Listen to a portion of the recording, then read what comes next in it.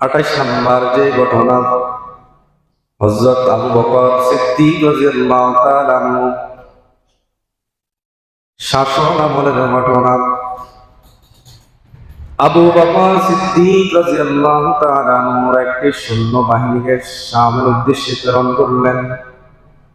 তাদের সেনাবাহিনী ছিলেন ইয়াজিদ ইবনে আবু সুফিয়ান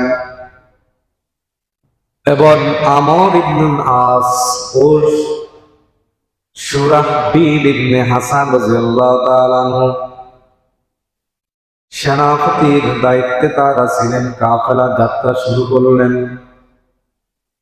এমত অবস্থায় হযরত আবু বকর সিদ্দিক রাদিয়াল্লাহু তাআলা আনহু তাদেরকে শেষ নসিহত করার জন্য তাদের পিছনে পিছনে চলতে লাগলেন। তিনি কিন্তু খলিফা, আর তারা হলো আপনার